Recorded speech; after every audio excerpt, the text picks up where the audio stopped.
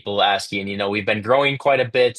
What should we be thinking about as our tryout numbers are rising?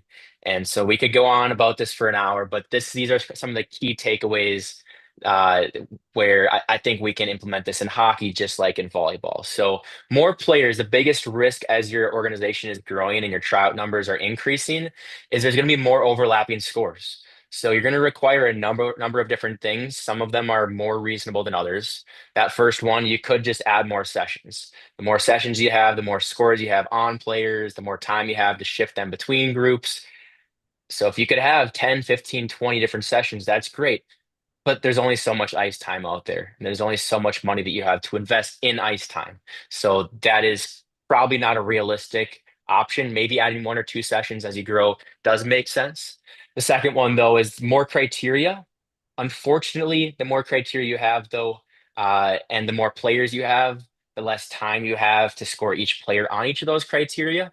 So that's just waiting for a nightmare or kind of some complaints from the evaluators. So I would not recommend more criteria either. More evaluators is another option. You can see the trend here. We just need more of these different factors. More evaluators is not always easy. It can be more expensive, or you need more people to show up. You need to find and recruit more evaluators. It's easier said than done, right? It is a way to make sure there's more separation, more scores are going to be different. You're going to see more separation. There's any more confirmation from each evaluator that these players are in the right group. But again, not always realistic.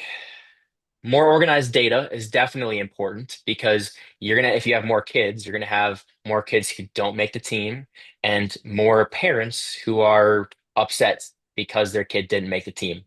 So the more you can organize your data as you grow, the better the better for the entire organization, all the stakeholders, because the board wants to have a good reputation, the parents want to have a fair and good process, the players want to make that team that they should be on in most cases. And then the larger scoring scale, that's really your best bet. The more players you have, the larger your scale, your scoring scale should grow. So that's our biggest recommendation is if your program is growing, consider increasing the scoring scale. If you were 1 to 5 last year and you grew a bunch, maybe think about 1 to 6 or 1 to 7. That's how you're going to see that separation. So that's, in our opinion, and what we've seen work for people as they grow to continue to give a good process and get people back each year.